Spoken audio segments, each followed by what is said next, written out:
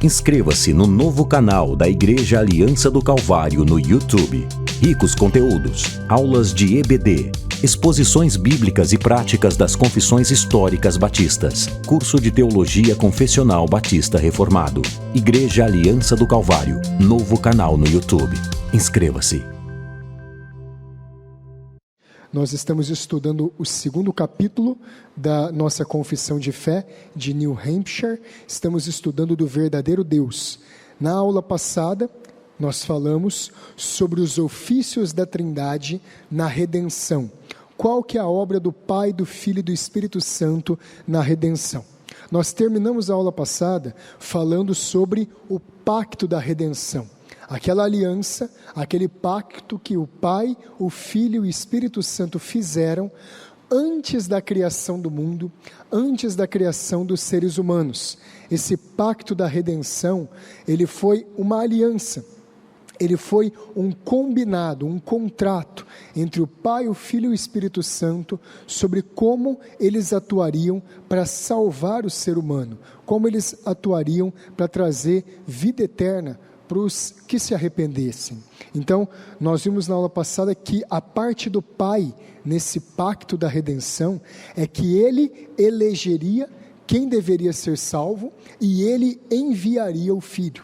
O Filho, Ele se encarnaria, viveria uma vida sem pecado, operaria milagres, pagaria o preço do pecado, adquiriria a salvação dos eleitos através do sacrifício de si mesmo, e ele seria ressuscitado dos mortos, elevado aos céus e intercederia pelo seu povo no céu. Essa é a grande parte da obra de Cristo na redenção. E, sem dúvida alguma, vocês vão perceber, né, na aula passada, nessa aula, na aula da semana que vem, que o que mais aparece na obra da redenção é o Filho. O que mais desempenha um papel na obra da redenção é o Filho. Mas isso não significa que o Pai não tenha sua atuação e que o Espírito Santo também não tenha sua atuação. Mas o protagonista de grande parte do que nós vemos na obra da redenção, pelo menos por agora, é o Filho. Mas o Pai operou inúmeras obras, e nós vamos ver isso hoje, qual foi a parte do Pai na redenção. O Espírito Santo opera inúmeras obras na redenção também. E qual é a parte do Espírito Santo no pacto da redenção? O Espírito Santo, ele geraria o Filho no ventre de uma mulher, no ventre de Maria. Ele aplicaria a salvação de Deus nos eleitos, trazendo regeneração. Ele santificaria todos aqueles que fossem salvos, e ele os sustentaria até chegar à glória. Essa é a grande obra da redenção. Como nós falamos na aula passada, não existe redenção sem Pai, Filho e Espírito Santo. E só para reforçar, qualquer igreja, qualquer tipo de doutrina chamada cristã, que negue o Pai, que negue o Filho ou que negue o Espírito Santo, é uma heresia, porque sem a atuação conjunta, ao mesmo tempo, desses três, não existe salvação, permanecemos nos nossos pecados, não temos esperança da glória. Só com o Pai, só com o Filho, só com o Espírito Santo, agindo de maneira harmônica e poderosa, melhor, todo-poderosa, nós podemos ter salvação. Hoje, nós vamos entrar na obra do Pai na redenção. Na aula que vem, vamos ver a obra do Filho e do Espírito Santo na redenção e encerramos esse tema. Mas o Pai, qual é a grande obra do Pai na redenção? O que você deve guardar? O que você deve ter em mente quando fala o que Deus Pai faz na salvação? Ele é o planejador, Ele é o arquiteto, Ele é o condutor da obra da redenção. Se fosse para usar uma simbologia do exército, o Pai, ele seria o general, ele seria aquele que arquitetou todo o plano, toda a estratégia de como seria feita a redenção do ser humano. Então o Pai é o planejador, ele que deu início ao plano da redenção, saiu da ordem de Deus, saiu da boca de Deus, da palavra de Deus, o início da redenção.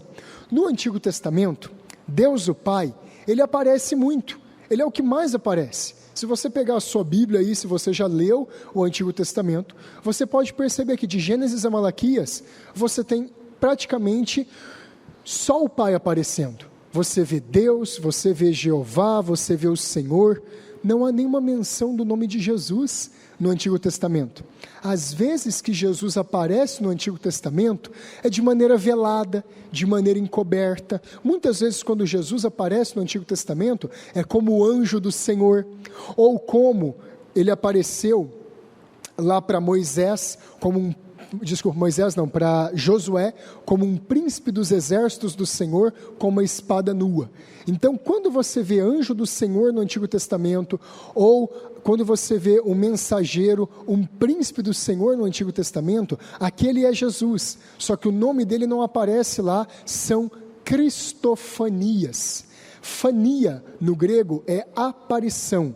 Cristofania é a aparição do Messias no Antigo Testamento. Só que você não tem o nome de Jesus lá, você não tem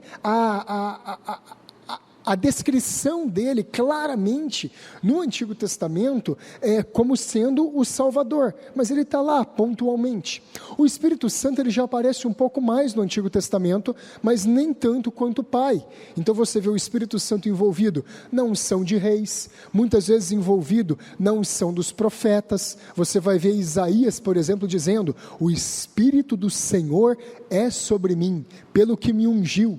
Isaías estava falando disso a respeito dele, porque ele foi capacitado por Deus para ser um profeta, mas ele também estava falando isso profeticamente no futuro, apontando para Cristo, tanto que Jesus usa essa profecia em Lucas capítulo 4, mas você vê o Espírito Santo aparecendo, o Espírito do Senhor, o Espírito de Deus, ele está lá no Antigo Testamento. Mas, sem sombra de dúvida, o Antigo Testamento é o grande palco, é o grande local da manifestação de Deus Pai. Então, o Deus Pai, ele é extremamente bem descrito no Antigo Testamento, e as outras duas pessoas da Trindade, elas aparecem de maneira velada, de maneira, eu anotei uma palavra aqui interessante, coberta. Ela aparece de maneira coberta, o Filho e o Espírito Santo no Antigo Testamento. Eles vão se revelar plenamente no Novo Testamento, é ali que nós vamos ver a grande aparição. O que é importante, então, do Antigo Testamento nós tirarmos para vermos a obra do Pai na redenção? Por que é importante, então, ver o Pai no Antigo Testamento e entender como ele atuou para redimir o povo? O caráter do Pai, revelado através de alguns dos seus nomes, mostra como ele é o grande condutor da obra da redenção. Os nomes de Deus no Antigo Testamento, eles revelam quem Deus é, eles revelam quem Deus faz, o que Deus faz, eles revelam o caráter, os atributos de Deus. Então nós vamos ver aqui alguns nomes importantes de Deus no Antigo Testamento e ver como que esses nomes devem ser aplicados para a redenção. Eu sei que muitos aqui, que talvez vieram de igrejas pentecostais, neopentecostais, estão acostumados com Jeová Rafá, Jeová Jireh, Jeová Nissi, tantos nomes de Deus. Só que muitas vezes a gente não aprende o que esses nomes de Deus têm a ver com a salvação. E esse ponto é um ponto importante, porque todos esses nomes, é interessante sabermos disso, todos esses nomes de Deus que aparecem no Antigo Testamento, eles estão revelando o caráter de Deus. E o caráter de Deus é um caráter salvador, é um caráter daquele que foi em busca do que havia se perdido. Então muitas vezes a gente ouve, por exemplo, Jeová Rafá, mas pensa, ele é o Deus que cura, ele é o Deus que sara, ele é o Deus que cura todas as doenças, todas as enfermidades. Mas Jeová Rafá, no grande contexto da obra da redenção, ele quer dizer algo muito maior. Ele quer dizer que Deus é o único que tem o poder de curar a praga, a lepra, a enfermidade do pecado. Então nós vamos fazer isso com os nomes de Deus no Antigo Testamento e vamos ver como que esses nomes de Deus, eles apontam para a salvação e para Deus Pai sendo o Salvador. Abre lá em Gênesis capítulo 17, versículo 1, para nós vermos um dos primeiros nomes importantes do Senhor com relação a isso. Gênesis 17, 1.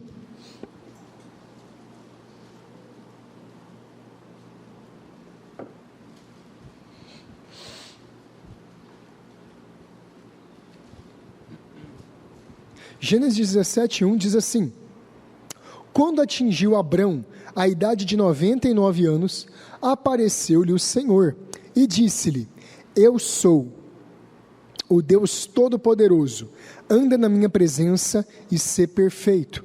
Essa palavra, Deus Todo-Poderoso, em hebraico é El Shaddai, o Deus Todo-Poderoso, ou, numa tradução mais literal do hebraico, a rocha. Esse nome significa a rocha, mas assim não é a rocha simplesmente porque é uma pedra, um pedaço de pedra muito grande, igual o Pão de Açúcar no Rio de Janeiro. Não é isso que quer dizer. A rocha é como se Deus fosse uma grande, enorme montanha de pedra, granito puro, e que ele não pode ser movido. Então é algo extremamente poderoso, que não pode ser abalado por nenhuma outra coisa. É essa ideia que El Shaddai dá. Esse nome, Deus Todo-Poderoso, que ele fala para Abraão, que ele se revela a Abraão, Deus está mostrando que ele tem infinito poder. Está mostrando que o poder de Deus não é limitado por nada. O poder de Deus não é regionalizado. É interessante esse nome El Shaddai, porque El Shaddai, ele mostra que Deus é poderoso não só para os judeus, não só lá na Palestina, não só lá em Jerusalém, mas Deus é poderoso em todo o universo. Na época que Deus se revelou para Abraão, existiam muitos deuses.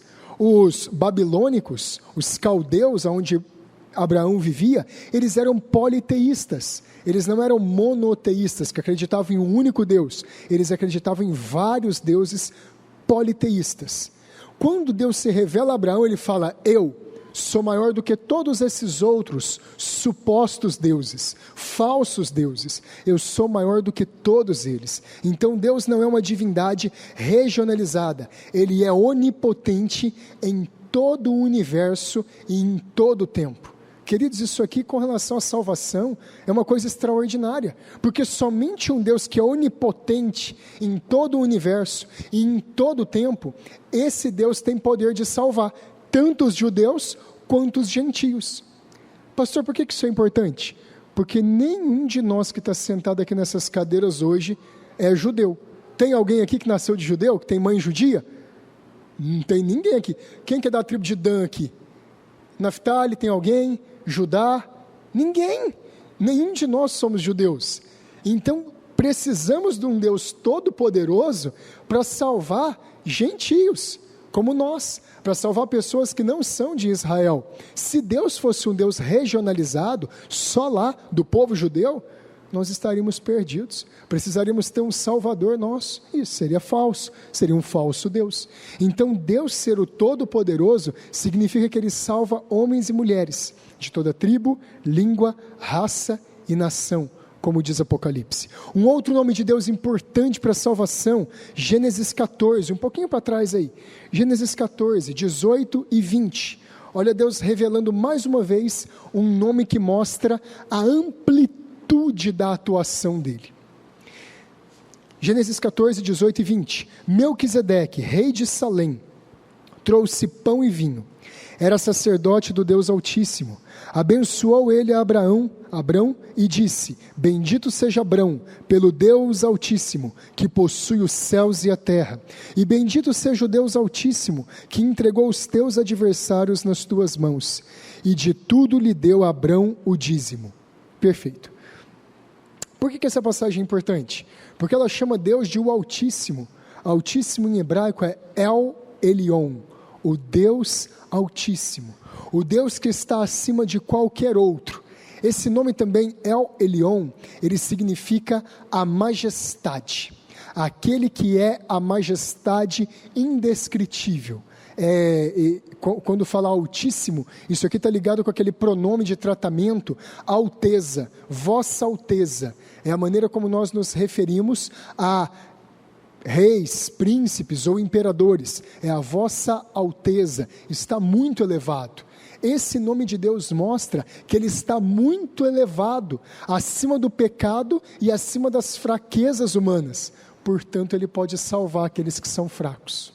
portanto Ele pode salvar aqueles que são pecadores. Então os nomes de Deus, eles nos mostram o caráter salvador e a qualidade que Deus tem como salvador. Vamos ver outro aqui, Isaías 40, 28. Isaías capítulo 40, versículo 28. Esse texto é muito bonito. Não sabes, não ouviste, que o eterno Deus, o Senhor, o Criador dos fins da terra, nem se cansa, nem se fatiga? Não se pode esquadrinhar o seu entendimento. Isso aqui está querendo dizer que Deus é infinito. Isso aqui está querendo dizer e mostrar para nós que não dá para medir o entendimento de Deus. Só que aqui chama Deus do quê? O eterno Deus. Isso em hebraico é El Olam, o Deus eterno. Isso significa aquele que não teve começo e aquele que não terá fim. Só rapidinho, porque a gente não vai poder explicar todos os atributos de Deus. Eternidade precisa ser entendido do jeito certo. O jeito bíblico de entender eternidade não é só que não terá fim, que não é só algo que não tem fim, que não tem limite. Não.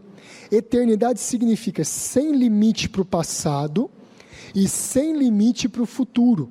Significa que não teve um começo determinado no tempo, porque o tempo foi criado por Deus, e não terá um fim determinado no futuro, porque Deus sempre continuará existindo.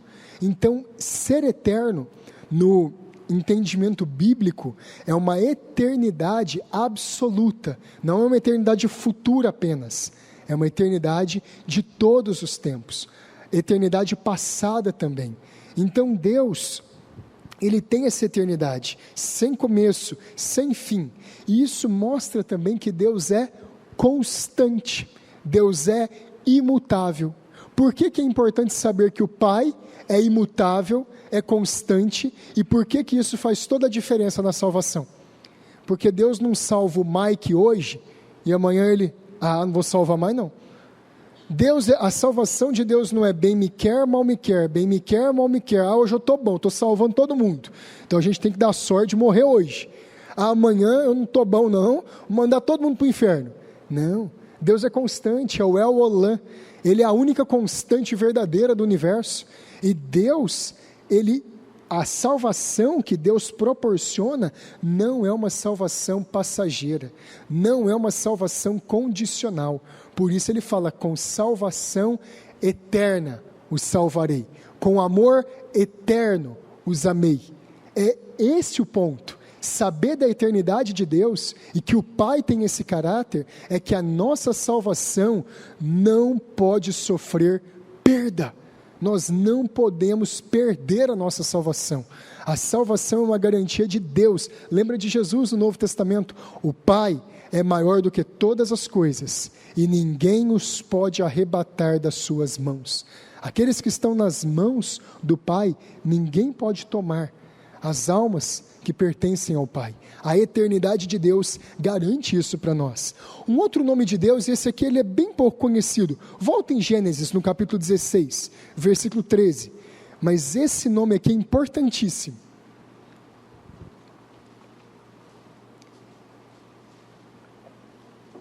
Gênesis 16, 13. Então, ela invocou o nome do Senhor que lhe falava. Quem é ela aqui? Agar. Ela tinha fugido de Sara. Ela era uma egípcia que tinha dado à luz a Ismael. E ela tinha fugido da presença de Sara. E então, ela fugiu. E nesse momento Deus apareceu para ela e falou com ela. E o que Deus falou? Tu és Deus que vê. Pois disse ela, não olhei neste lugar para aquele que me vê? Quando diz aqui Deus que vê, esse nome em hebraico é El Roi, ou El Roi. Esse nome significa o Deus que me vê. Por que esse nome é importante? Porque ele está revelando uma porção do caráter de Deus como onisciente. Aquele que conhece todas as coisas, aquele que vê todas as coisas. Deus viu uma escrava egípcia que estava sendo injustiçada por Sara, que era mulher de Abraão. Isso aqui para trazer para os dias de hoje, Deus viu o piolho da pulga, do carrapato, daquele que não valia nada. É isso que Deus viu. Deus viu uma pessoa que não tinha serventia nenhuma. A mulher era escrava, ela era egípcia, ela não tinha nenhum valor. Mas Deus viu essa mulher. Deus encontrou essa mulher. Numa outra ilustração do Antigo Testamento, Davi, ele viu e ele se lembrou de Mefibosete, que morava em Lodebar, uma cidade distante, e um homem que vivia uma vergonha desoladora, e um homem que era coxo, manco de ambos os pés. Deus vê pecadores perdidos, imersos na lama do pecado, e são esses que Ele tem prazer de salvar. Está vendo o tanto que é importante conhecer os nomes de Deus? E entender os nomes de Deus no contexto da salvação? El Roi significa o Deus que me vê. Ah, mas é o Deus que vê Salomão em toda a pompa lá no palácio? Ah, é o Deus que vê Davi nas suas guerras? É o Deus que vê o apóstolo Paulo nas suas orações?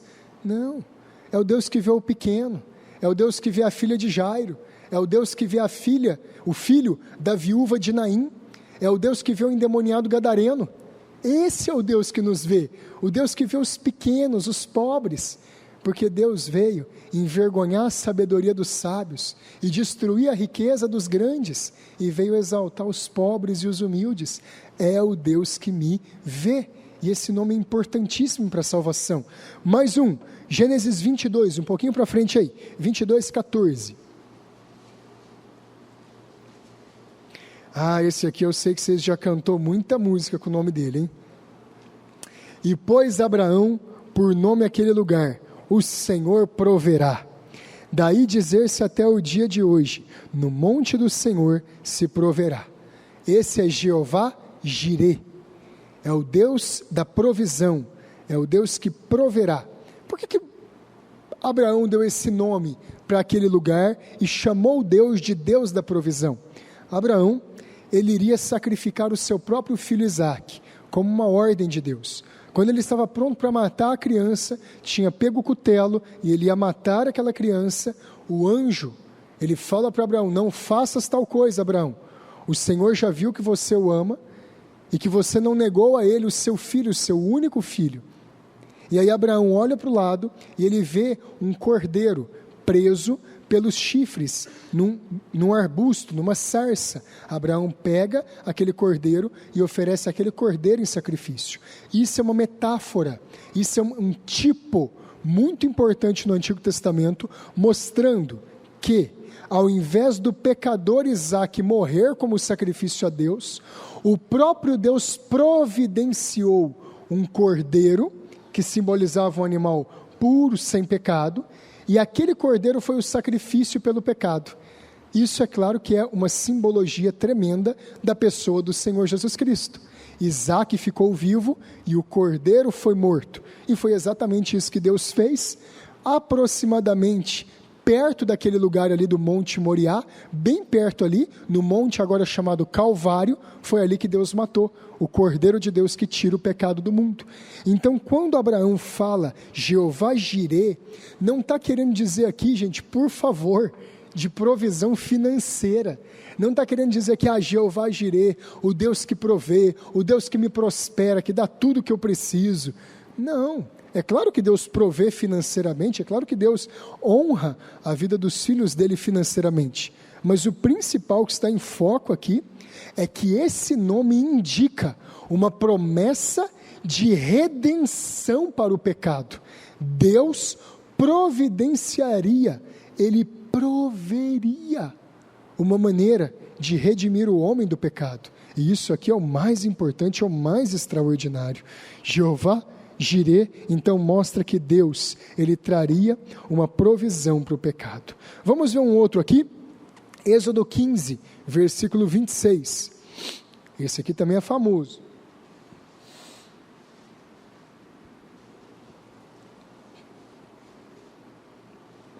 Então percebe o tanto que o Pai, Ele está envolvido na obra da salvação. Ele é o Todo-Poderoso, Ele é o Eterno, Ele é o Altíssimo, Ele é o Deus que vê, Ele é o Deus que provê, e Ele é o Deus agora que cura. Êxodo 15, 26. Se ouvires atento a voz do Senhor teu Deus, e fizeres o que é reto diante dos seus olhos, e deres ouvido aos seus mandamentos, e guardares todos os seus estatutos, nenhuma enfermidade virá sobre ti, das que enviei sobre os egípcios, pois eu sou o Senhor que te sara. Essas enfermidades aqui que Deus enviou sobre os egípcios, são as 10 pragas. Gente, vamos fazer um paralelo aqui fenomenal. E isso aqui é importante para entender Apocalipse também. O que Deus fez nas pragas, nas 10 pragas que Ele enviou sobre o Egito, Ele nunca mais fez em nenhuma outra época da história humana. Aqueles sinais, aqueles prodígios, isso parece muito com as taças da ira, Heitor. Parece muito, Humberto, com o tocar das trombetas no Apocalipse. O que acontece aqui? Tudo isso é uma figura daquilo que vai acontecer lá no Apocalipse. Deus despejou 10 pragas sobre o Egito, julgou um povo ímpio, um povo iníquo, um povo injusto, um povo que oprimia o povo dele. Perfeito. Deus vai fazer a mesma coisa no Apocalipse. Eu te pergunto, alguma das 10 pragas no Egito tocou um israelita? Tocou? Lembra da escuridão? E quando teve escuridão em toda a terra do Egito, mas lá na terra de Gósen não houve escuridão e havia luz na casa dos israelitas? O juízo de Deus sobre o Egito só tocou os egípcios, só tocou os ímpios, não tocou nenhum israelita. Piolho, rã, falta de água porque o rio se transformou em sangue, morte dos primogênitos. Algum israelita foi tocado? Sim ou não, gente? Não, nenhum israelita foi tocado, de jeito nenhum. Por quê? Porque Deus preservou o povo dele, Deus manteve o povo dele a salvo. Deus é o Senhor que sara. Deus preserva o povo dele do pecado, Ele sara o povo dele da praga do pecado. Ele preserva o povo dele da maldição e da corrupção do pecado, tornando o povo dele em luz do mundo e sal da terra. O sal preserva da corrupção, a luz expulsa as trevas. Jeová Rafá, gente. Claro que Jeová Rafá é o Deus que cura das enfermidades. Claro que Deus tem poder para sarar, para restaurar pessoas que estão doentes. Estamos orando por isso, estamos crendo na cura do filho do Thales e da Luísa, cremos nisso, estamos buscando o Senhor por isso, mas muito mais do que uma enfermidade física, Deus é aquele que lida com a grande praga do homem, que é a enfermidade do pecado, que atinge todos os homens, e que só Deus pode curar. Então Jeová Rafá mostra a grande capacidade de Deus de curar a maior das pragas. Outro nome importante de Deus, Êxodo 17, 2 capítulos aí para frente, Êxodo 17.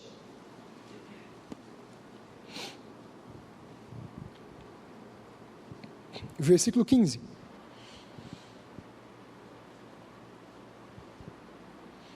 E Moisés edificou um altar e lhe chamou: o Senhor é a minha bandeira. Jeová Nissi, o Senhor é a minha bandeira. Por que isso é importante? No combate com exércitos na antiguidade, você não tinha walkie-talkie, você não tinha rádio, você não tinha GPS. Como é que eles se comunicavam no campo de batalha? E imagina um campo de batalha da antiguidade, com cavalo correndo para um lado, elefante para o outro, camelo para o outro, e eles atirando com armas, né? Atirando flecha, atirando aquelas lançadeiras de pedra, e aquela barulheira e poeira levantando, porque os combates eram brutais, eles eram corpo a corpo. Como é que alguém sabia a ordem que o tenente estava dando? A ordem que o coronel estava gritando? Não tinha megafone, ninguém podia gritar. Eles sabiam das ordens através de toques específicos, de cornetas, do shofar, no caso dos israelitas, aquela corneta de chifre de carneiro, ou eles sabiam disso através das bandeiras. Os exércitos antigos, eles usavam bandeiras, e eles tinham bandeiras de várias cores, e aquelas bandeiras, cada uma delas mostrava proteger o flanco direito, proteger o flanco esquerdo, avançar, retirada. Ele mostrava através daquilo ali como que deveria ser a conduta no campo de batalha. Só que tinha uma bandeira que ela era muito importante, o estandarte. O estandarte, ele identificava aquele grupamento militar. Aquele estandarte ali, é isso que Moisés está falando. O Senhor é a minha bandeira. A bandeira ao redor da qual todos aqueles soldados israelitas, eles se agrupavam, ela era agitada, as pessoas viam, quando essa bandeira é agitada, nós temos que deixar tudo que a gente está fazendo e temos que se agrupar ao redor daquela bandeira. A mesma coisa com Jeová Nissi. Quando Moisés, ele diz que Deus é a bandeira dele, ele está dizendo o seguinte: olha, a nossa vitória está quando nós estivermos agrupados em torno do Senhor, ao redor do Senhor. Jeová é a nossa bandeira, é Ele que nos leva a marchar em vitória. E isso aqui é muito importante, porque não existe salvação a não ser em Jesus Cristo. Não existe salvação a não ser em Deus Pai. Ninguém pode ser salvo a não ser através de Deus. E Jeová Nissi, ele mostra que a nossa redenção, ela é certa, quando nós estamos agrupados em torno de quem Deus é e do que Ele faz. Jeová Nissi é a nossa bandeira. Ele é aquele que nós devemos nos agrupar em volta dele, e com ele estamos protegidos e marchamos em vitória. Mais um, vai lá em Jeremias 23. Jeremias 23. Esse nome é muito importante, porque esse nome ele expressa a justificação de Deus. Jeremias 23, do 5 ao 6. Eis que vem dias, diz o Senhor, em que levantarei a Davi um renovo justo, e rei que é, reinará, e agirá sabiamente, e executará o juízo e a justiça na terra. Nos seus dias, Judá será salvo, e Israel habitará seguro. Será este o seu nome, com que será chamado: Senhor, justiça nossa. Senhor, justiça nossa é Jeová, ou Iavé Tsidkenu, Deus que é a nossa justiça. Isso aqui está falando que Deus, Ele é justo e Ele é o justificador do seu povo. Deus, Ele possui justiça perfeita. Ele é capaz de justificar o seu povo, de declarar o seu povo quite, de declarar o seu povo inocente diante da presença dEle. Mais um nome que mostra quem é o Pai. Mais um nome que mostra o que o Pai faz na obra da redenção. Ele é o grande justificador do povo. Gente, olha que coisa interessante. Nós pecamos contra Deus, nós agimos contra Deus, e nós somos salvos pelo mesmo Deus contra quem a gente age. Por Deus ser justiça, a gente ataca Ele, a gente rejeita a lei dEle, nós quebramos os mandamentos dEle, afrontamos a santidade dEle, e a mesma mão que a gente rejeita, é a mão que Ele estende para nos salvar e para nos dar justiça. Olha que coisa gloriosa, olha que coisa extraordinária. Deus é a nossa justiça. Um outro nome, vai para Ezequiel 48, está um pouquinho para frente aí. Ezequiel 48, 35. Isso aqui está falando do novo nome que Deus daria para a cidade de Jerusalém, que foi profetizado por Ezequiel, quando houvesse a restauração do povo de Deus. Ezequiel 48, 35. E o nome da cidade, desde aquele dia, será: o Senhor está ali, ou o Senhor está aqui. Jeová Shammah. Deus está no meio do seu povo, Deus está naquele lugar. Gente, não tem como você não lembrar de Jesus no Novo Testamento, e o nome que o anjo chamou, ele será chamado de Emanuel, que traduzido é Deus conosco. Deus ali, junto com o povo dele. Jeová Shammah significa Deus aqui, Deus presente no meio do povo dele, restaurando o povo completamente, começando aqui na terra e nos levando para morar eternamente com ele no céu. Lembra de Jesus em João 14? Não se turbe o vosso coração, credes em Deus, crede também em mim.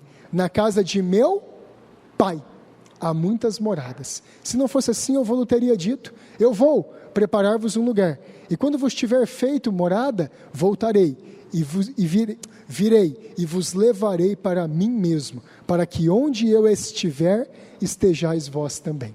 Então o Senhor Jesus nos leva para estar eternamente com o Pai, o Jeová Shammah, e para habitarmos na presença dEle. Irmãos, pensa, já seria bom demais nós sermos livrados do inferno, já seria bom demais nós sermos livrados da condenação eterna, do juízo eterno, das dores eternas. Deus poderia exercer essa misericórdia, essa piedade conosco, que não, para lá eles não vão, mas no meu céu também eles não entram, aqui é puro demais, aqui é santo demais. Ele poderia nos livrar, olha, tá bom, eu não deixo você morrer, eu tiro você daí, e eu deixo você na terra com as testemunhas de Jeová e com os 144 mil deles, deixa você aí. Esse não é o nosso Deus. Deus nos salva do inferno, Ele nos tira dessa terra, e Ele prometeu que vai nos levar para morar, onde Ele mora, onde Ele habita. Queridos, esse é o maior sonho de qualquer ser humano, morar num lugar onde não tem lágrima, onde não tem dor, onde não tem fome, onde não tem tristeza, onde não tem angústia. Esse é o maior sonho de qualquer pessoa que sofre. E Deus, Ele prometeu, o Jeová Shammah, Ele prometeu que faria isso com pecadores miseráveis. Ele vai pegar gente do pior tipo, e gente do pior tipo sou eu, é você. Ele vai pegar gente do pior tipo, Ele vai levar para morar na casa dele. Ele vai levar para morar onde os querubins, quando voam naquele lugar, eles cobrem os pés e eles cobrem os olhos, porque eles não podem suportar a santidade de Deus. Deus vai levar gente ruim, igual eu e você, para morar na casa dele, para morar na presença dele. Não vale a pena ser santo durante 60 anos? Não vale a pena você abrir mão daquele pecado? Não vale a pena, isso não é um estímulo, você lutar contra a sua carne, você arrancar o seu olho e jogar ele longe de ti, você cortar a sua mão e você lançar fora de ti? Não vale a pena viver durante alguns anos aqui nessa terra, em santificação, matando a carne, mortificando o pecado, para estar um dia num lugar que nós nunca mereceríamos estar, junto com o Jeová Shammah, na presença de Deus? Lembra lá de 2 Coríntios capítulo 6, eles serão o meu povo, e eu serei o seu Deus. Eles serão o meu povo, e eu serei o seu Deus. Habitarei no meio deles, fala lá em Apocalipse. Deus vai estar conosco lá. E por que Ele vai estar conosco? Por causa do último nome de Deus que nós vamos estudar hoje aqui. Abre lá em Juízes capítulo 6, versículo 24. Por que Deus vai levar a gente para a casa dele? Por que Deus vai fazer essa grande obra de salvação? E o Pai é um grande Salvador. Juízes 6, 24.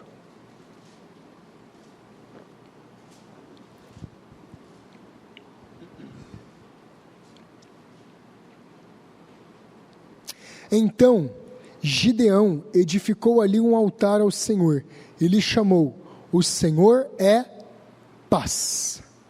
Jeová Shalom, o Senhor é paz.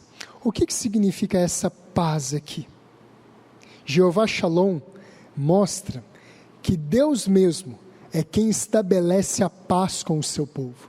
Não fomos nós que reconhecemos que éramos pecadores, vimos a burrada que a gente tinha feito e falou: puxa, deixa eu ir correndo para Deus e pedir para Deus me perdoar dos meus pecados, deixa eu fazer um termo de trégua, um termo de paz com Deus, porque senão eu serei destruído. Não, Efésios capítulo 2 diz que nós somos por natureza filhos da ira. Efésios capítulo 2 fala que nós estamos desviados de Deus. Romanos capítulo 1 e o capítulo 3 fala que não há quem busque, não há quem se importe, não há quem vá até Deus. Todos nós nos desviamos e nos fizemos inúteis. Não fomos nós que corremos atrás de Deus para pedir termos de paz. Não fomos nós que corremos até Deus e falamos: Deus, vamos nos apaziguar. Por isso que a salvação só pode vir do Senhor. Por isso que qualquer pessoa que for salva, está sendo salva por graça apenas, pela bondade de Deus apenas, e nós não contribuímos em 1/1000 sequer para a nossa salvação. A obra da salvação de Deus é dele, do começo ao fim. Deus ser paz é que Ele mesmo estabeleceu a paz com os rebeldes. Ele foi afrontado, Ele foi desobedecido, contra Ele nos rebelamos, voltamos as nossas costas para Ele, fugimos dEle o mais longe que nós pudemos, e Ele enviou um resgatador para vir até nós. Esse resgatador, ele foi humilhado, foi afrontado, foi morto pelo Império Romano, e esse homem é a causa da nossa paz com Deus. A redenção é a obra do Deus que pode ter paz com o homem pelo sangue do Calvário. Lembra lá de 2 Coríntios capítulo 5, a partir do versículo 21, que fala: e Deus estava em Cristo, reconciliando, fazendo as pazes com o mundo, não lhes imputando os seus pecados. Deus estava em Cristo, trazendo reconciliação. Jeová Shalom é o Deus que faz a paz conosco. Percebe o tanto que o Pai está envolvido na obra da salvação? Percebe que a salvação não é o filho lutando contra um pai raivoso do Antigo Testamento? Que a salvação não é o filho, fica aqui debaixo das minhas asas, porque se o pai vê vocês longe daqui, ele pega vocês. Não, o Pai não é um Deus raivoso, o Pai não é um Deus irado. Claro que tem ira no caráter de Deus, mas o Pai, Ele desejou ardentemente, afetuosamente salvar o ser humano, tanto que os próprios nomes do Pai, no Antigo Testamento, revelam essa salvação. Foi o Pai, e agora nós vamos ver o que Deus fez no Novo Testamento para a nossa salvação. Foi o Pai que enviou o Filho, e esse versículo vocês não precisam nem abrir, João 3,16, porque Deus amou ao mundo de tal maneira, que deu o seu único Filho, para que todo aquele que nele crê, não pereça, mas tenha a vida eterna. Quem amou o mundo de tal maneira? O Pai. Quem deu o Filho pelo mundo? O Pai. Quem não quer que o homem pereça? O Pai. Quem deseja que o homem tenha a vida eterna? O Pai. O Pai enviou o Filho. O Pai deseja a salvação dos homens. O Pai deseja estender a mão à terra. Jesus veio à terra enviado pelo Pai. Não foi Jesus que olhou: Deus, está difícil demais esse negócio aqui, ué. Todo mundo lá na terra morrendo, todo mundo lá na terra indo para o inferno, pecador, o Senhor aqui em cima, não está fazendo nada. Não, Deus, eu vou lá e vou fazer alguma coisa. Jesus não é um anti-herói, Jesus não é um herói falso, medíocre, como a maioria desses heróis atuais aí do cinema, esses Vingadores, Avengers. Isso não é herói coisa nenhuma. Jesus é um herói obediente. Escuta isso que eu vou falar. Esses filmes que estão saindo muito recentemente, da Marvel, eu não sei os nomes de todos aí, mas Homem-Aranha, esse povo tudo aí, isso aí não é herói. Isso aí não é o herói correto. Os heróis antigos eram heróis que seguiam a lei, eram heróis que obedeciam. Um verdadeiro herói não é um rebelde com uma causa, ou um rebelde sem causa, como a grande maioria dos heróis de hoje. Não, o herói verdadeiro é um herói que segue regras, é um herói leal, é um herói que obedece. Jesus é o único herói verdadeiro, e todos aqueles que seguem os mesmos princípios dele. Então esses heróis que estão saindo aí no cinema, tomam muito cuidado com o que seus filhos assistem, porque vocês estão ensinando para os seus filhos que ser herói, que ser um tipo de salvador, é ser como o Superman, por exemplo. Aí o Superman agora nessa última luta dele contra o Batman, deu um surto na cabeça dele e começa a matar todo mundo. É isso que vocês estão ensinando para os filhos de vocês. O Superman, ele é uma paródia, ela é uma ligação muito clara com Jesus. O Superman nesse filme está ouvindo os pedidos, as orações de todo mundo na Terra. Que bonitinho, né? E esse herói não faz nada para ajudar as pessoas. Esse herói está descontrolado. O nosso Senhor Jesus nunca esteve descontrolado. Ele veio à Terra pelo mandado do Pai. Por favor, isso é um assunto que o Fabrício e o Danilo vai abordar com os adolescentes ali, mas por favor, toma cuidado com esses filhos, com esses filmes. Toma cuidado com esses filmes para os seus filhos, porque toda mensagem que esses filmes de 8 anos para cá estão mostrando, essas séries, essas trilogias, Guerra Infinita e não sei o que lá, tudo isso está mostrando uma visão gnóstica, panteísta, uma visão anti-Deus da realidade. Aí vocês entopem os meninos dessas coisas. Aí vocês fazem as crianças não ver quem que é o herói verdadeiro. Eles vão achar que o herói verdadeiro é aquele que não segue regras, é aquele rebelde. Queridos, os últimos heróis verdadeiros que existiram, de filme, que não era tão bom assim, eu acho que morreu junto com o Chuck Norris e com o Rambo. Porque lá ainda tinha um pouco de heroísmo, de seguir patriotismo, algumas coisas, ainda que o John Rambo não obedecia o coronel, mas tinha coisas boas ali ainda, Chuck Norris, Charles Bronson, ali para trás ainda tinha um pouco de heróis antigos bons, mas hoje a maioria desses heróis não tem nada a ver com o herói verdadeiro, são heróis sem caráter. Toma cuidado com isso, porque esse não é o herói bíblico. Eu sei que eu saí um pouco da aula, mas é que isso aqui estava martelando na minha cabeça. Gálatas capítulo 4.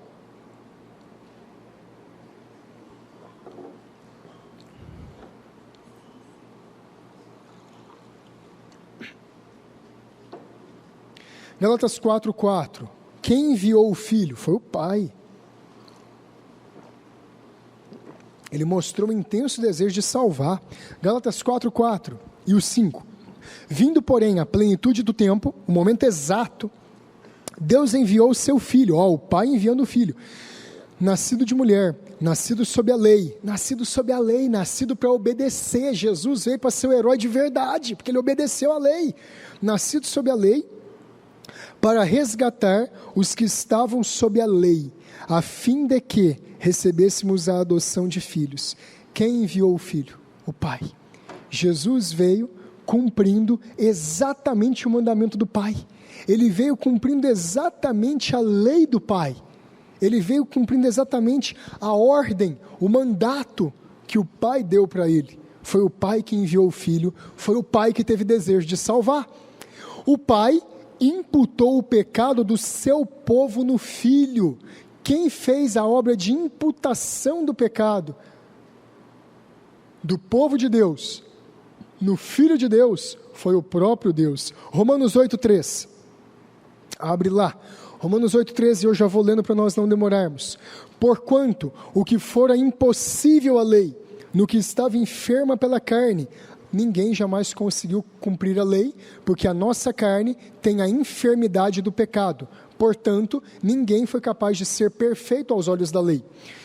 No que estava enfermo pela carne, isso fez Deus, enviando o seu próprio Filho, em semelhança de carne pecaminosa, e no tocante ao pecado, e, com efeito, condenou Deus na carne o pecado. Foi o Pai que enviou o seu Filho, para que o Filho absorvesse as condenações do seu povo, e pudesse carregar essas condenações, fazer expiação por elas.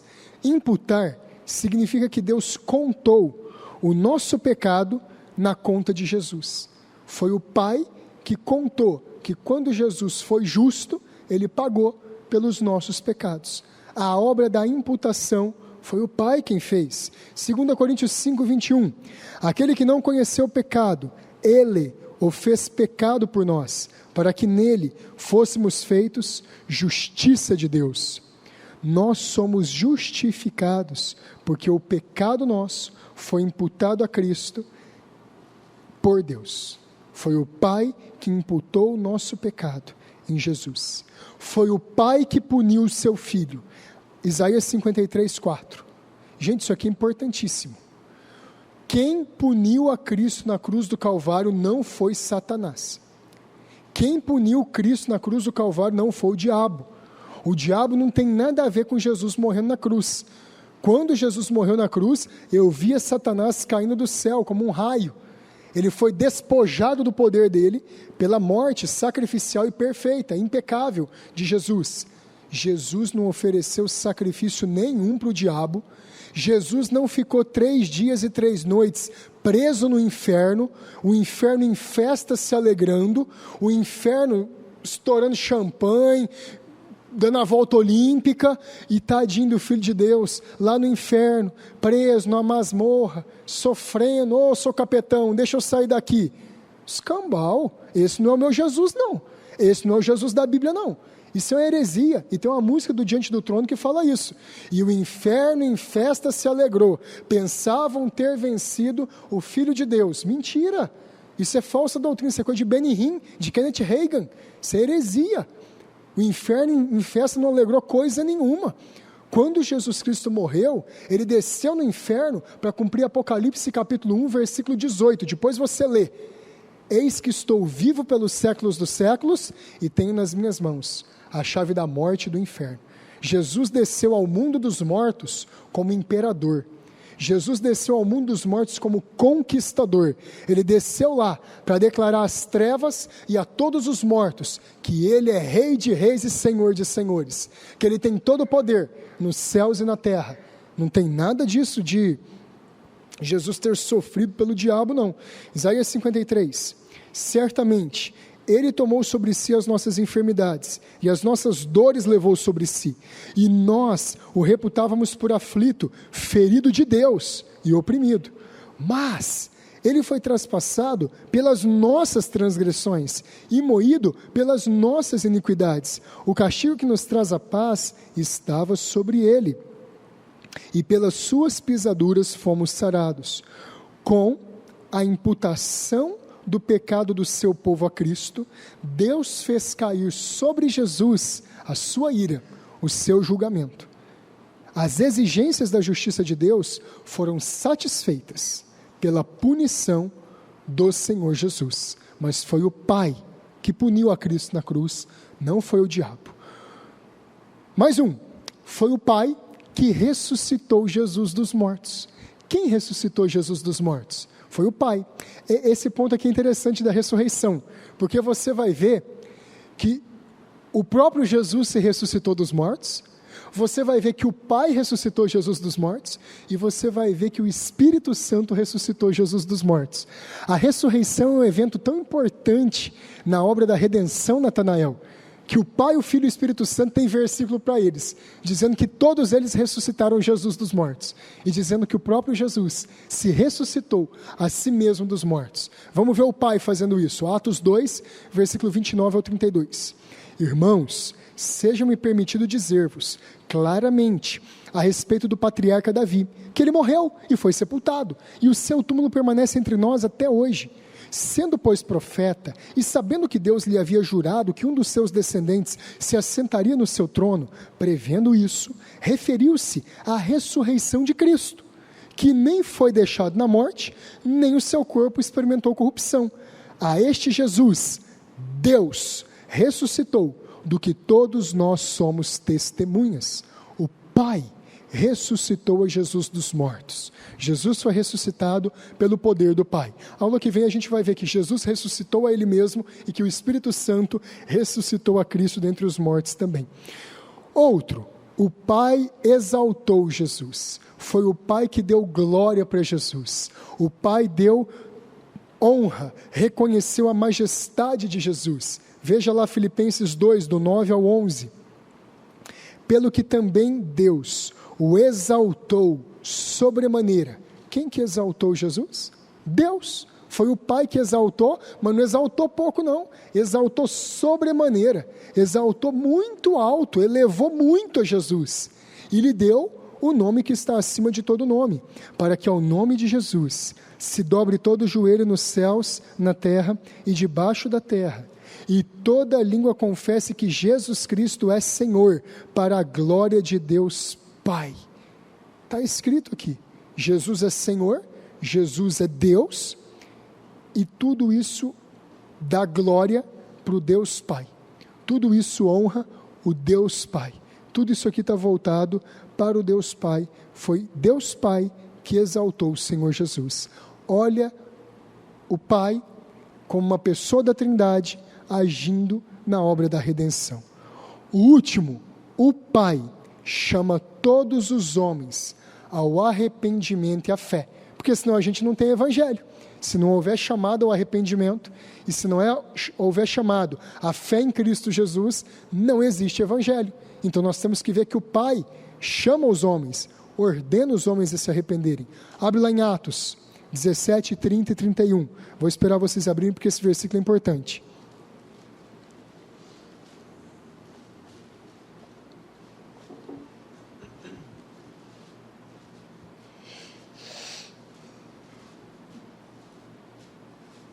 O Pai chama todos os homens ao arrependimento e fé. Atos 17, 30 e 31. Ora, não levou Deus em conta os tempos da ignorância. Agora, porém, notifica aos homens que todos, em toda parte, se arrependam. Quando essa palavra notificação aqui é utilizada, essa palavra notificação aqui não é um convite. Essa palavra notificação aqui no grego, ela tem a mesma força de intimação no português. Quando alguém recebe uma intimação em casa, recebe uma citação, ele está sendo convocado para comparecer diante do juiz. O juiz ele tem poder de intimar e de citar. Quando aqui a Bíblia usou, foi o apóstolo Paulo que disse essas palavras, notifica aos homens que todos em toda parte se arrependam. Isso aqui está querendo mostrar que Deus ele está intimando os homens, ele está ordenando. Por isso que quando a gente prega o evangelho, a gente não faz um convite para a pessoa aceitar Jesus. A gente fala para a pessoa que Deus está ordenando que ela se arrependa e creia no evangelho. Que Deus está chamando, Deus está convocando essa pessoa para que se arrependa e creia no evangelho. Não é um convite, é uma ordem, é uma obrigação que Deus dá. Por isso que aqueles que ouvem o evangelho e não se arrependem, a condenação deles é agravada, a condenação deles é pior, porque foram chamados, foram intimados e desobedeceram uma ordem que tem curso, que tem obrigatoriedade. Deus ordena que todos em toda parte se arrependam, porquanto estabeleceu um dia em que há de julgar o mundo com justiça, por meio de um varão que destinou e acreditou diante de todos, ressuscitando dentre os mortos. Aqui está a base, o estatuto legal para Deus ordenar que todos os homens se arrependam. Jesus Cristo provou que o evangelho dele, que tudo que ele falou é verdadeiro, ressuscitando dos mortos. É o Pai que chama os homens ao arrependimento e à fé. O último aqui para a gente ver a fé. 1 João capítulo 3, versículo 23. 1 João 3, 23.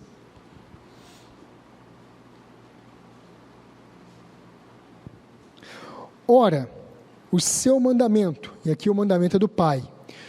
Ora, o seu mandamento é este, que creiamos em o nome de seu Filho, Jesus Cristo, e nos amemos uns aos outros, segundo o mandamento que nos ordenou. O Pai deu uma ordem, e Ele deu uma ordem, lá em Atos, que todos os homens se arrependam. E Ele deu uma outra ordem, aqui em 1 João 3,23, que nós creiamos, que nós tenhamos fé no Senhor Jesus Cristo. É o Pai que ordena, que chama todos os homens ao arrependimento e à fé. Hoje nós vimos a obra do Pai, nesse grande pacto da redenção. Semana que vem, domingo, nós vamos ver a obra do Filho e do Espírito Santo nessa maravilhosa obra da redenção. Não esquece, nós precisamos do Pai, do Filho e do Espírito Santo para ter salvação. Sem qualquer um deles, não há salvação. Tá bom? Queridos, hoje à noite então, nosso culto, 7 horas.